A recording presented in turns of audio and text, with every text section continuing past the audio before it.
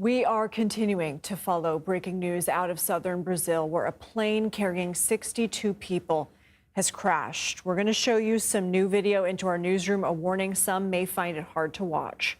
So what you're seeing here is video of the plane during the descent. You can see it sort of spiraling and spinning in the air there before there's a plume of smoke in some of these videos. Here's another look at it. Here's what we know at this hour. The aircraft went down in a residential area in the city of Venado. The airline says of the 62 people, 58 are passengers, 4 are crew members.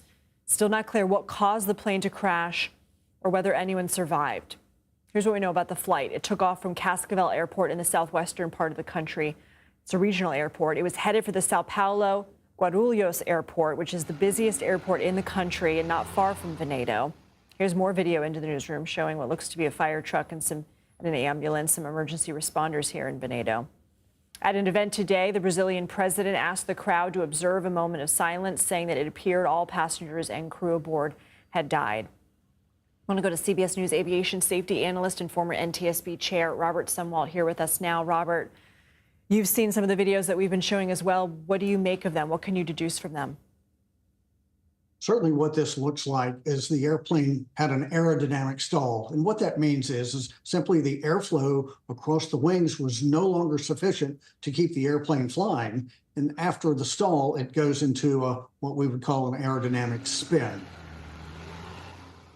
So essentially, excuse the language, but essentially it's just falling out of the sky?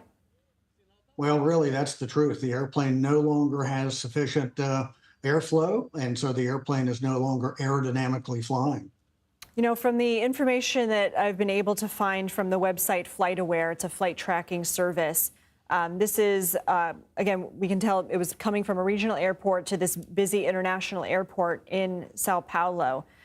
This was a twin turbo prop plane. What can you tell us about the type of aircraft here? It looks like it was an ATR-72.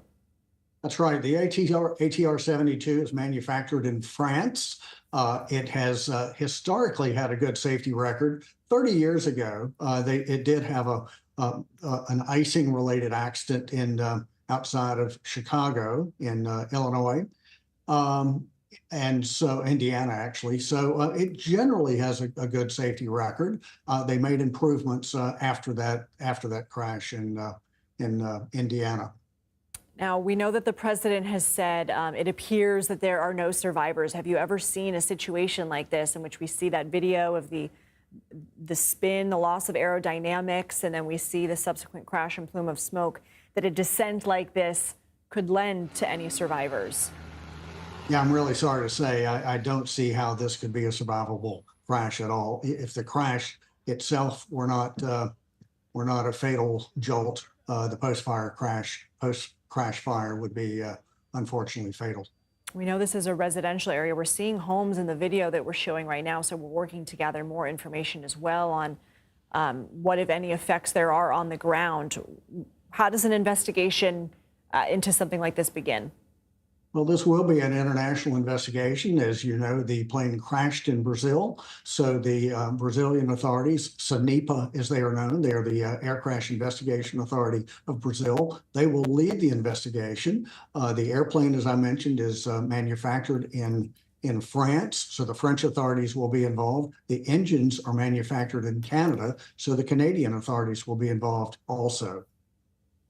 Okay, we're continuing to gather more information on this breaking news. A plane carrying 62 people crashes in a residential area not far from its destination airport. You see there on the map. Robert Sumwalt, thank you for joining us. We appreciate your expertise.